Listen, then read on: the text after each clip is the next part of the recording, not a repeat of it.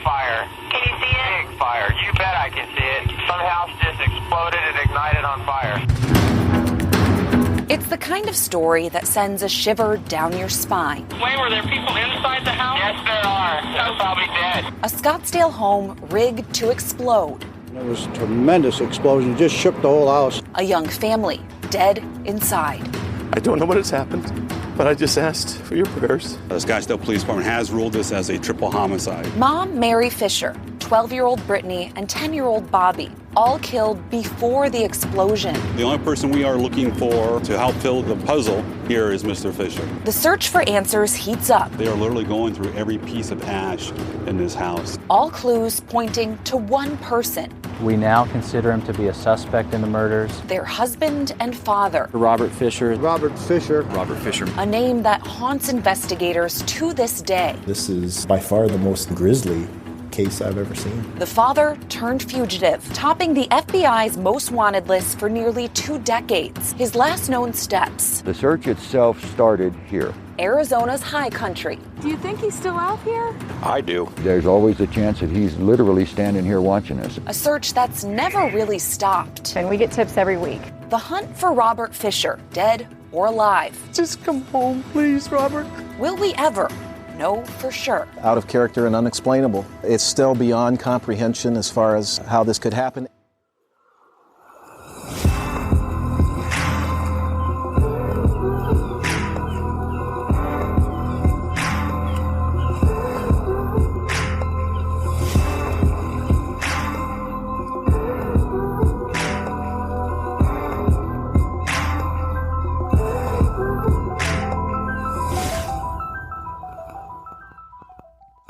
Hi, everyone. Hello. I am Lauren. And of course, I am Ken. And this is Paradise After Dark. Dark.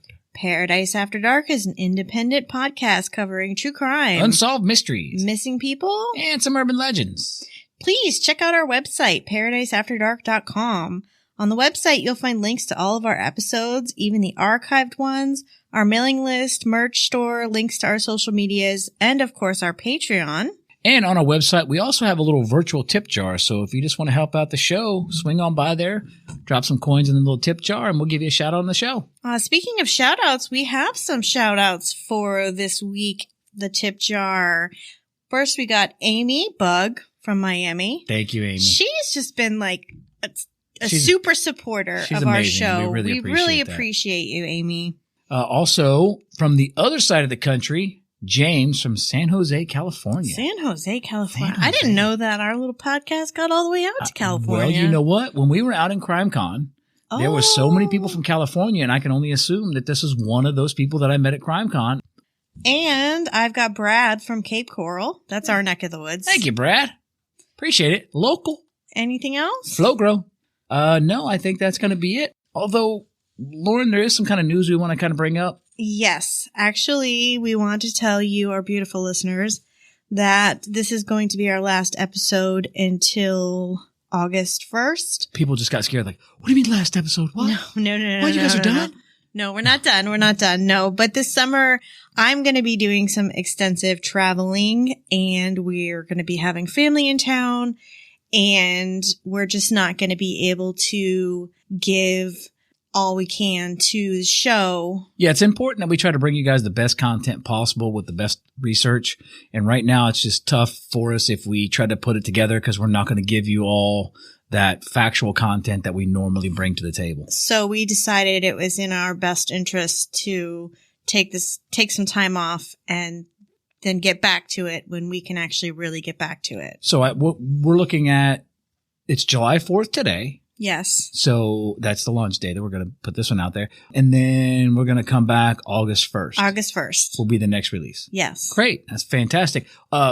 Patrons, you guys will still get a little something here and there, a little dash of this, a little dash of that. Yeah, we'll still do our off-topic uncuts and stuff on Patreon. We may even put some extra stuff on Patreon for them. I think we got a few things coming up that we're going to throw on there for you. So if you're missing us and you really want to hear more content, there's plenty of it on Patreon. Hit up our website. You can click the link and it'll take you right there. So yep.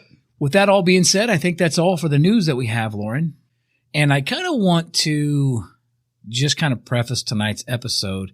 The thing I hate about this particular case, and we've seen it in other cases, the most recent being Chris Watts, is when you're a child, you're living in a home, the one guy that's supposed to protect you from the boogeyman turns out being the boogeyman. Yeah. That literally breaks my heart. Yeah. So with that being said, Lauren, you want to kind of get us started on tonight's case? All right. Well, this week we are talking about a fugitive, Robert Fischer. On April 10th of 2001, shortly before 9 a.m., a quiet neighborhood in Scottsdale, Arizona was rocked by a huge explosion. It was the house at the end of a nice little cul-de-sac. They say the explosion was so large it collapsed the front brick wall of the home and rattled homes and windows up to a half-mile away. The blast appeared to be centered in the living room, and the subsequent fire burned the house into rubble. The home belonged to the Fischer family. Robert, who was 40 at the time, his wife Mary, 38, and their 2 children, Brittany, who was 12, and Robert, aka Bobby Jr., who was 10. When rescuers were finally able to get inside the house, they discovered a shocking triple murder. The remains of Mary and the 2 children still in their beds. They appeared to have died before the explosion took place. Autopsies revealed that both children had their throats cut, and Mary, their mother, had her throat cut also, but she was also shot in the head. A natural gas line in the house had been severed. Someone poured a flammable liquid throughout the home to make the fire spread faster, lit a candle, and left the house. The only member not found in the house was Robert Fischer. Also, none of Robert's clothes were found in the home. Not suspicious at all. Why would he take all of his clothes? Exactly. Unless he committed this horrific crime and planned to run. So, Ken, can you tell us a little bit more about Robert Fischer and who he was?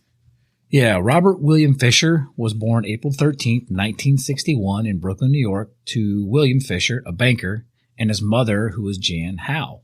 Now, his parents divorced in 1976 when Robert was just 15 years old, and after this, he and his sisters went to live with their father all the way out in Arizona. Now, his parents' divorce is said to have hurt Robert deeply, and later on in life, he would tell many people that divorce was never an option in his marriage, and he would never put his children through what he felt as a kid. Now, Fischer had even refused to take his own children to Disneyland because this was the site of his parents' last screaming fight. Now, later on as an adult, he once confided in a coworker, not long before his family was murdered, that his life would have been very different if his mother had not left the family. So it appears as if the mother may have abandoned the family.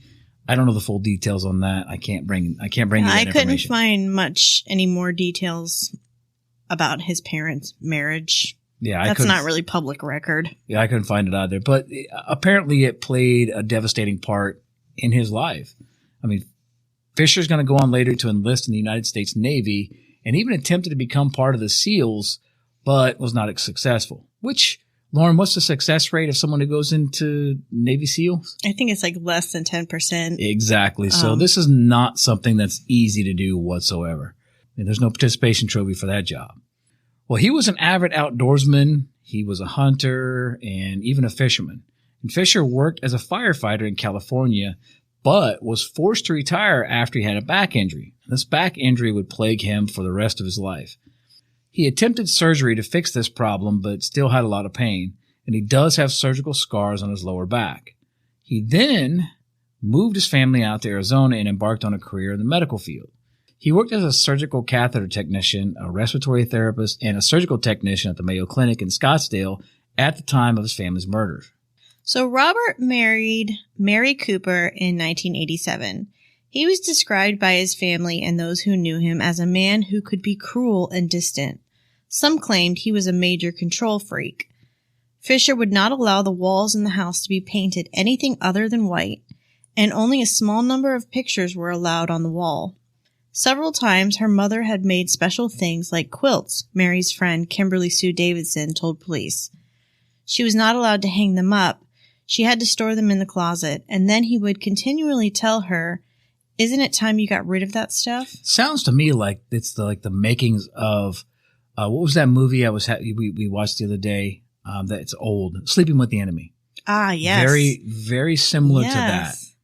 So friends told stories about Fisher's odd behavior, like when he killed an elk and then smeared its blood all over his own body, or the time during a fishing trip when he was seen swimming across the lake holding a Bowie knife in his teeth. Outwardly, he and Mary had a great marriage, but as often is the case, in reality, they fought a lot about sex and money. He once turned a garden hose on Mary after he perceived her to have spoken out of turn. At one point, Mary even started stashing money, calling it her security fund, so she could leave Robert if she needed to. He didn't appear to be very nice to his children either. He was embarrassed that his son Bobby didn't like to fish or hunt. He once threw both his children over the side of a boat in order to force them to learn how to swim. Fisher nonetheless tried to hold on to the image that he was this devoted family man on the outside, you know? Yeah. But on the inside, he was just, when you got into the family dynamic, he was an awful father and husband, it appeared. But to everyone else, it looked like Bobby Sr., Robert was just this great, his father called him Bobby. So it was this great human being when in fact he had some secrets. He was sort of a dick. Yeah, sort of a dick. Well, his mother-in-law, Jenny Cooper, told investigators that Fisher didn't socialize often with family because of fear of getting too close to people and losing them. Fisher's own mother told investigators that she had been a yes sir wife who didn't stand up to her husband. Now, she added that she saw similar dynamics early in her son's marriage to Mary and had talked to her daughter-in-law about her concerns. And one close friend of Robert Fischer stated that his family resembled Fisher's childhood family. See, now this is actually something that you and I literally just had a conversation about off mic, not podcast related, but Fisher grew up in a home where his mother was a yes sir kind of wife. And his father was a domineering sort of control freak. And so when you grow up and that's what you see, that's what you learn, that's how you become as an adult. A product of your environment. Exactly. Yeah. So you think that those things are okay. And see, in some situations, and I know the exact conversation that we were talking about, because there's like five or six or 25 things that we talk about a day. But you're referring to when I said, every person you run into will be a good example. They'll be a good example of how not to be or a great example of how to be. Right. So it's all a matter of how you depict that. And it seems like this divorce that Robert experienced early on sort of affected him later on to where he sort of like leaned more towards the way his father was versus the way he was raised by his father. He lived with his father. Well, that's what I'm saying, but he was 15. So he had a good understanding of how his mother was, but obviously he thought that that's how a mom is supposed to be or a wife is supposed to be because that's how she was. So when he got married, he assumed that that's how he was. I'm not making an excuse for the douchebag. I'm just trying to explain to you why he may have thought this. Kind of like you were saying. Well, Fisher had been an active member of the Scottsdale Baptist Church men's ministry, but unlike Mary, he had begun to withdraw from the church's activities a few months prior to the murders. In 1998, the Fishers went to their church's senior pastor for marital counseling. Fisher told co-workers about a one-night affair with a prostitute that he met at a massage parlor.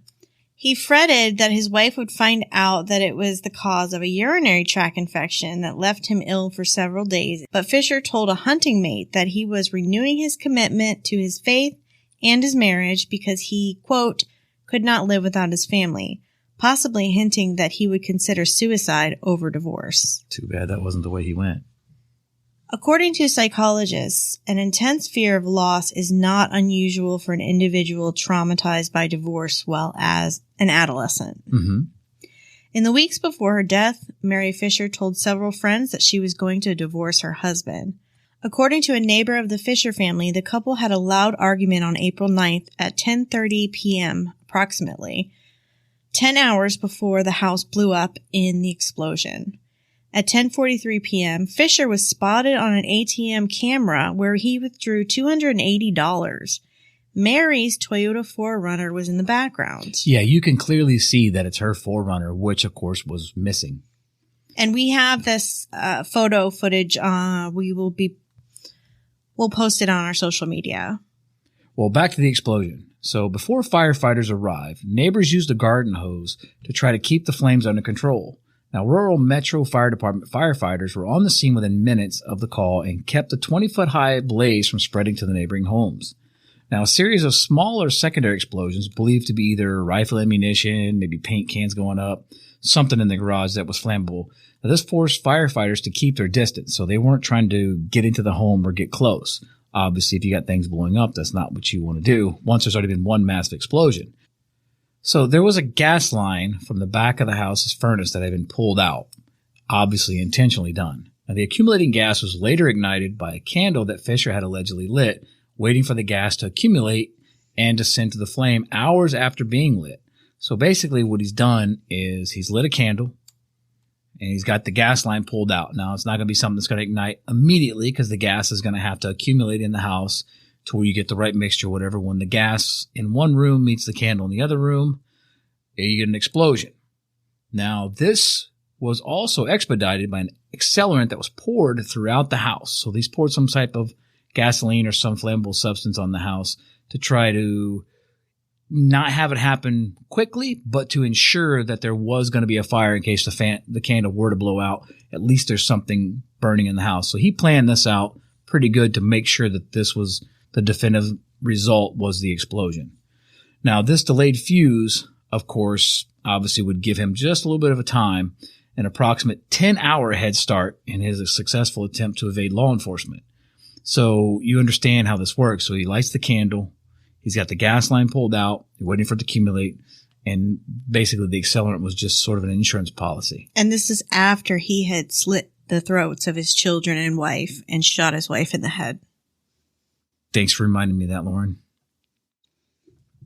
Investigators theorized that Fischer murdered his family because he felt threatened by Mary's intention to divorce him and did not want Brittany and Bobby to go through what he went through as a child. Oh. And on that note, let's take a quick break. And we are back. So on April 14th, Robert William Fischer was named as an official and to date only suspect of the case, and the Arizona Department of Public Safety officers were instructed in a statewide bulletin to arrest him.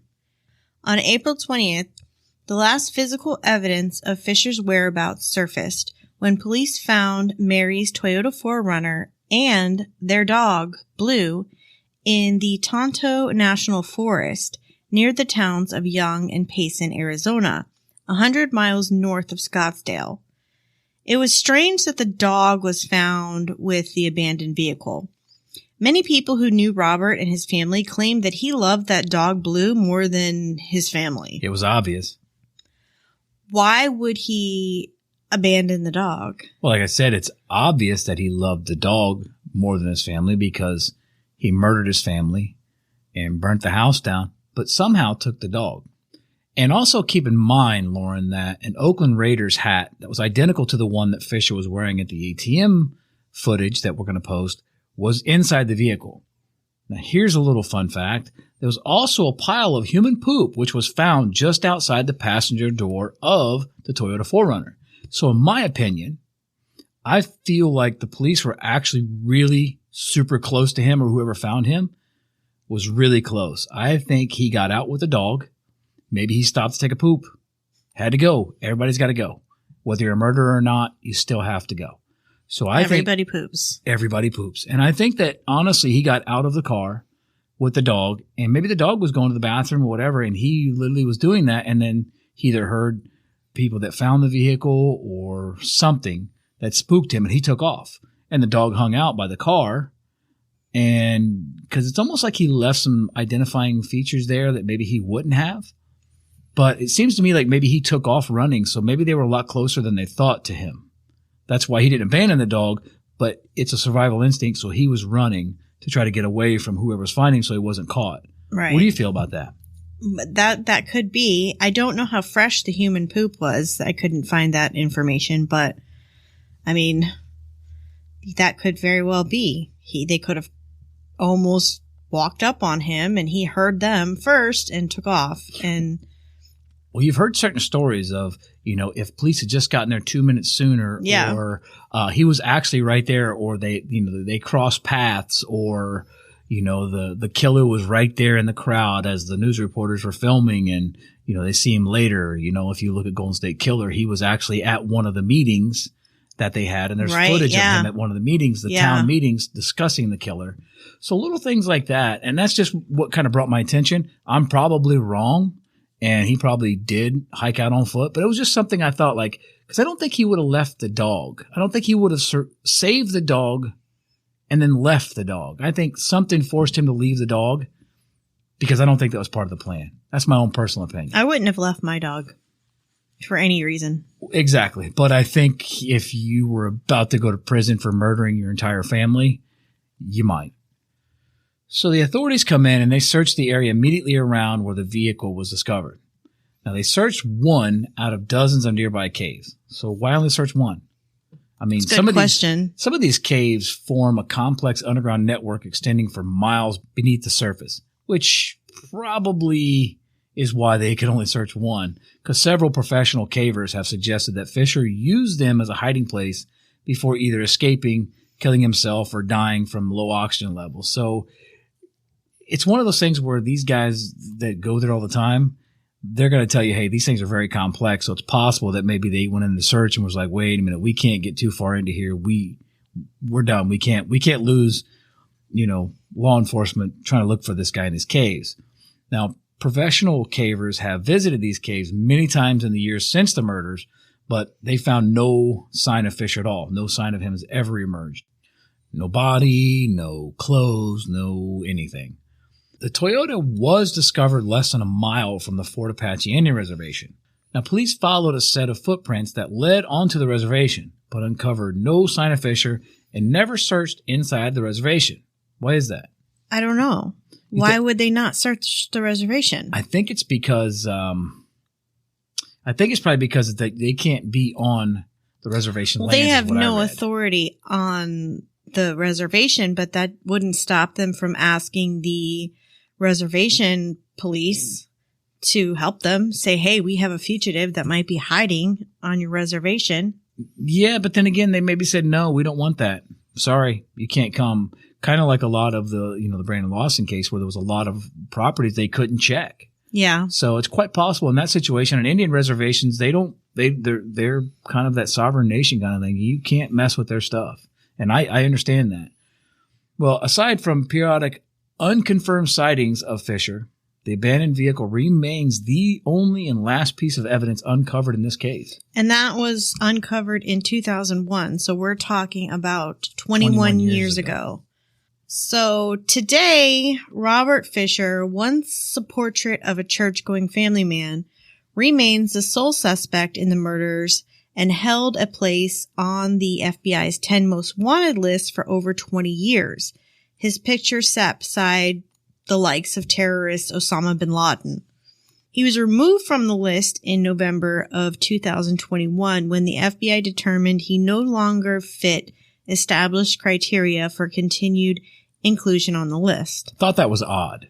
One of the criteria for placement on the 10 most wanted list is the need for publicity to help locate and capture a subject. But the extensive publicity Fischer's case received during its nearly 20 years on the list has not resulted in his successful location and or capture.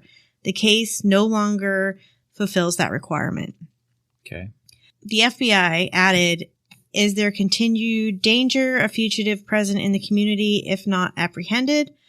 There is no evidence that Fischer has engaged in any additional illegal activities since his original alleged crime. Under that name. Despite a long and not so intensive manhunt, what remains of one of the most notorious family murders in Arizona history is the enduring mystery surrounding what actually happened on that April night. The past 20 years have given rise to speculation among some about whether Robert Fischer is even still alive. One of the most outspoken family members, surprisingly, was Mary's father and Fischer's father-in-law, Bill Cooper, who was completely on Fisher's side in the beginning. There's a video of Mr. Cooper in tears, begging Robert to come home and telling him he loved him. That's not so much the feeling of Mr. Cooper these days. Ah, get it. There's no doubt in my mind that he's still out there, says Bill Cooper, Mary's father. He told the Phoenix New Times. When you know it's a cold case, that makes it even harder when you think about what he is doing out there. Is he remarried? Is he still living double lives? We just don't know. Is there some other woman who is enduring the same suffering and pain as Mary did? And could be in danger the way Mary was? Or maybe already was. It could be. You know, there's a lot of cold cases out there. I'm just putting it out there. You know, so I guess that brings us to another question. Did Robert Fischer commit suicide? Well, each year there are about 30 to 50 cases of spouse murdering their family, known as familicide to law enforcement. In over half the cases, there is suicide or attempted suicide following the murders, says Neil Websdale, a professor at the NAU Department of Criminal Justice and actual author of several books on domestic homicide. But most of the suicides occur at the scene or very close to the scene, Websdale said. It would be very unlikely that someone would take off and kill themselves in a remote location, which I would agree to. But I guess this is a family murder, but the Brian Laundrie case with Gabby Petito, remember, he murdered her, came back to Florida, took off, and then he committed suicide out in a park. Yeah. So not always the case where they just commit suicide there, if in fact suicide is the end game. Mm-hmm. Now, in the days and weeks following the discovery of Mary's SUV, there was suspicion that Fisher might have walked deep into the wilderness to commit suicide, which would sort of reflect the Brian Laundrie case, or actually Brian Laundrie would have reflected that case, obviously, because that happened 21 years ago. I just bring that up because that's a near, or a recent, I should say, rather, case that is similar as far as somebody who is supposedly like he wasn't really a survivalist. He was not a survivalist. He was kind of just an outdoors guy. Outdoors guy, yeah. If he was a survivalist, he would have passed the SEAL training and he would have been a Navy SEAL, but he wasn't. He was just an outdoorsman. Yeah. So, but it's kind of the same thing in that particular case. I'm only mirroring them because, you know, a lot of times when you look into these older cases, I try to reflect on cases that are recent and in the news. That's why this case has kind of got some Brian Laundrie aspect along with Chris Watts, that douchebag who did the same exact thing. Obviously, he took his family out. He didn't burn his house down, but he did kill his entire family. Okay, but if you're going to compare those two, then you kind of have to go on the other end of the spectrum and look at John List. So John List, he killed his entire family, his wife, his mother, and his 3 children in Westfield, New Jersey on November 9th, 1971. And then he just took off. And they finally caught him after 18 years. And when they caught him, he was living a new life under a new name. I believe he had a new family. There was no suicide. He just walked away and acted like nothing ever happened. And yes. I'm just going to start all over. Exactly. Well, that was 18 years later. We're hoping that 21 years later, we can get the same result here. Right. Okay. So back to what we were talking about. I was thinking early on they would find some bones up there where they found his truck, says Lori Greenbeck, a close friend of Mary's and her former boss at H&L Medical Specialists in Scottsdale. Over the years, Fisher's disappearance and lack of any credible sightings have fueled speculations that he is dead, his remains having possibly been carried off by wild animals after a suicide. Robert's sister Jean told Unsolved Mysteries, where would he be? How could he have gotten to where he would be? He didn't take any money. That we know of. He would be in so much physical pain from his back. I don't know if he did this. I don't know how he could be alive knowing how much my brother loved his family. But his other sister, Myrna, had this to say. If Robert wanted to kill himself, he would have done it when he killed Mary, Brittany, and Bobby. That's my belief. So I do believe that Robert is alive. And back to the clothes issue. He obviously removed all of his clothes from the home before the explosion. If he took all his clothes with him, why would he do that if he was planning to kill himself? And then that brings me to another question, because His clothes were not found in the car. Exactly. Well, let's take a quick break, and then we'll come back and discuss what if Fisher is still alive. So, we're back. So, like I said, Lauren, could Fisher still be alive? Well, according to officials, both local law enforcement and the FBI still receive almost daily calls and tips on reported sightings of Robert Fisher. Fox's hit show America's Most Wanted has featured segments on the case on 10 separate occasions, which has generated thousands of leads and tips. What a great show that is. As time goes on, a fugitive's ability to stay on the run gets better, says Greg Howell, a producer for America's Most Wanted. The ones that are gone a long time are the ones who manage to get out of the country.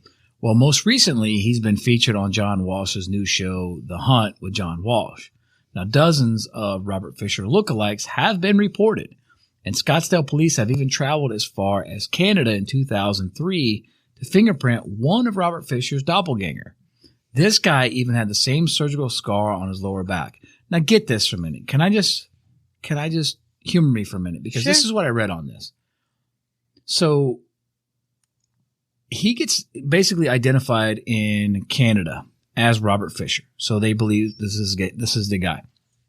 So the Canadian authorities actually find a friend of Robert Fisher's. It wasn't a friend. It was a neighbor. A neighbor. Sorry. It was a neighbor, friend, and kind of the same. Yeah. That Robert Fisher would recognize, and someone would recognize Robert Fisher.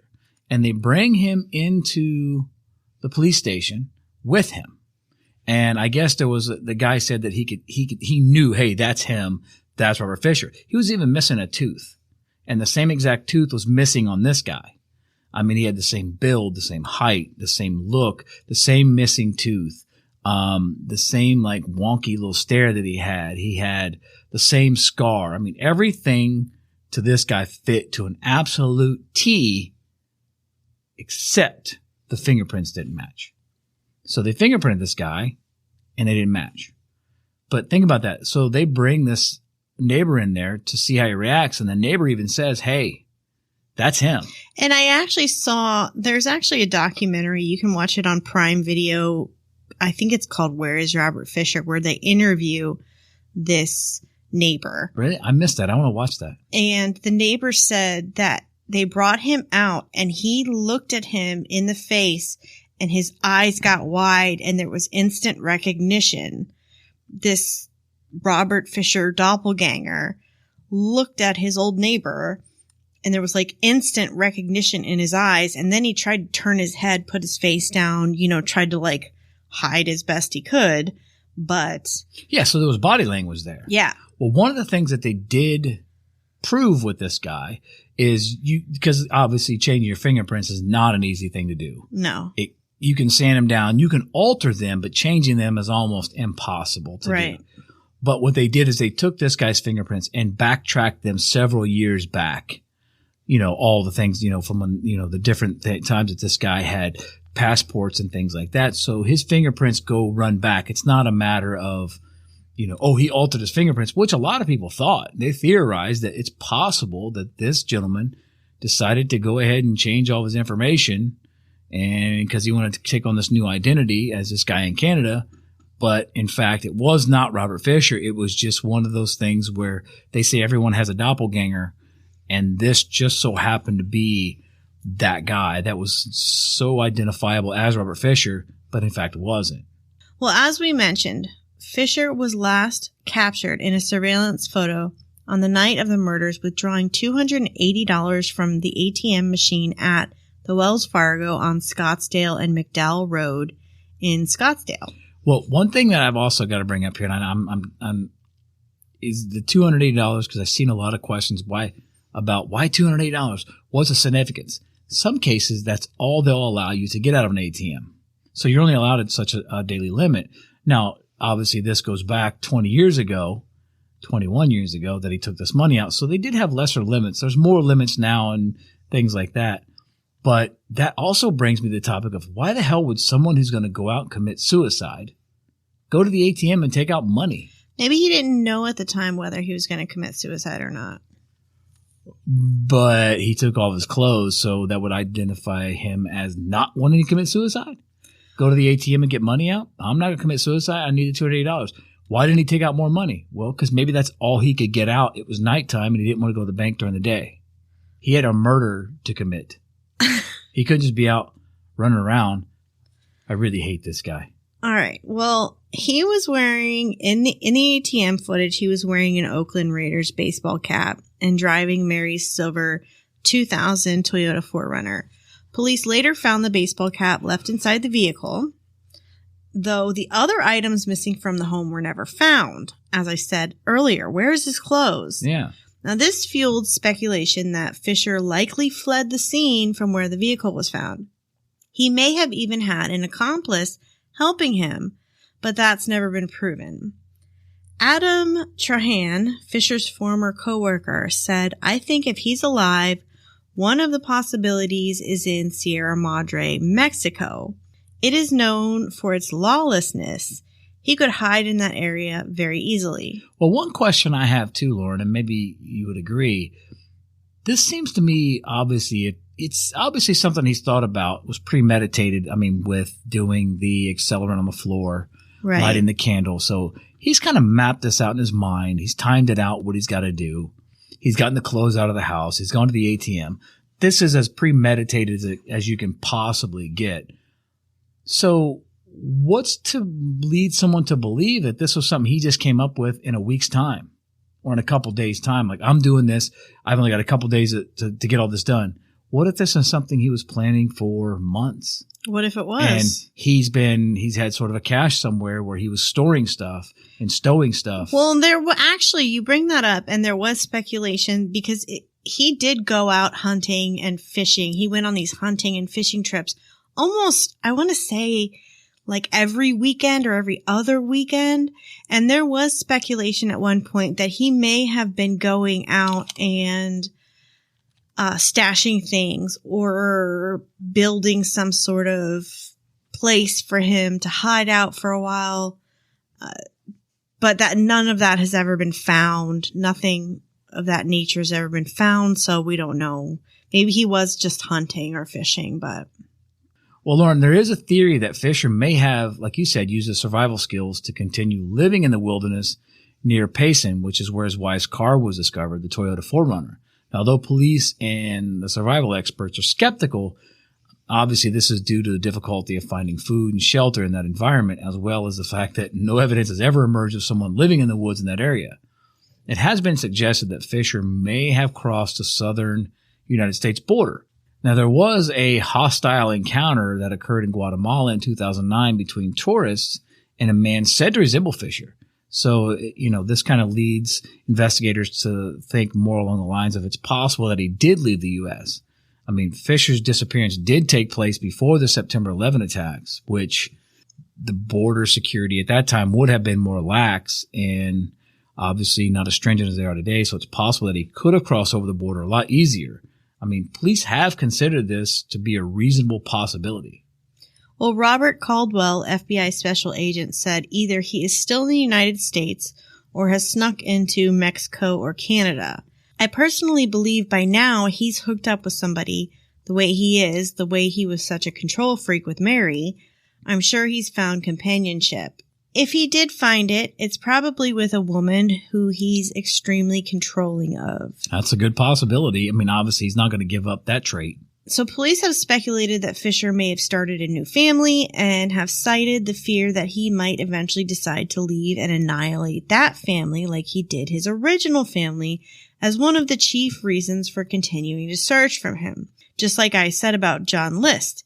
He killed his whole family and then went on, had a whole new family. Some people have, however, conceded that they may never learn what happened to Fischer. Maybe this is the best we have, knowing he did it and never finding him again. FBI agent Bob Caldwell's sense of his personality and habits is that he is arrogant, he's cocky, he's a know-it-all, and he's a loner. Fischer's been known to chew tobacco and favors the Copenhagen brand. His look has been described as average, but he sometimes walks in an odd, erect manner with his chest out due to back problems stemming from the injury he suffered as a firefighter. And again, he's an avid outdoorsman, hunter, fisherman. Not a survivalist, which leads me to believe that he didn't stay in the woods for too long. He Right. may have had enough stashed to where he could have gotten to one of those caves, survived, and possibly maybe got out after the heat was off. So maybe he was planning ahead and packed a cave somewhere that he knew about that would be hard to find if you didn't know where it was. Mm-hmm. And stash enough stuff in there to get you by for a couple weeks until you could, maybe the news cycle is different. Somebody else, is on the news big time and you can kind of go under the radar a little less noticeable. So we'll keep this in mind. Fisher is considered armed and extremely dangerous and has ties to, of course, Florida and New Mexico. Now, if you have any information about Robert Fisher, please call the Scottsdale Police at 480-312-5000. That number again for the Scottsdale Police, 480-312-5000. So, Lauren, is there anything else you want to add to this? I mean, this is a serious case of a man who, like I said in the very beginning, is supposed to protect his children from monsters. And turns out he was the monster that he was supposed to protect them from. I know. Family annihilations are really hard to cover, to think about, I don't know. And honestly, Lauren, in looking at this, it's hard. Regardless of the age of the children, they're still kids. They're still children. You know what I mean? When you do, their throats were slit. Their throats were slit. I know. This is up close and personal. I mean, you know that they saw it coming. Yeah. You know they saw this happen. Well, I mean, in my mind, I feel like that they were asleep. That's just what I'm going to think. One of them may have been asleep. I can't imagine both. But I fear that maybe their eyes opened and they saw it transpire. The same thing in the Chris Watts case. I absolutely hate this, and I would love for this piece of shit to get arrested and thrown in prison where he can live the rest of his life getting brutally beaten by other people, other inmates. Well, it's like we always say, if you see something, say something. Yeah, please call Scottsdale Police, call 911. Call 911. Call Crime Stoppers, call any and everybody you possibly can. We're going to post some stuff on social media. Yeah, I'm going to plaster his face all over our social media this week. But because he's not ever been found, no identifiers at all, no bones, no remains. So we can only assume that it's possible that he lives down the road to someone listening to this episode right now, or someone who has seen this documentary Lauren talked about. I mean, he's living next door to possibly another family. Right. And that's a scary thought in my mind, because obviously he didn't care about his own. He damn sure isn't going to care about yours. So, Lauren, like I said, anything else you want to add? I got to get that out because this case just makes my stomach turn. No, that's going to be it for tonight. And I just want to remind everyone that we are going to be taking a break. We'll be back at you on August 1st. And remember, if you're missing us and you just need to listen to us, you can go to patreon.com/Palmahawk Media, PALMAHAWK Media. Check us out on Patreon. That'll give you some content. You can listen to us if you miss our angelic voices.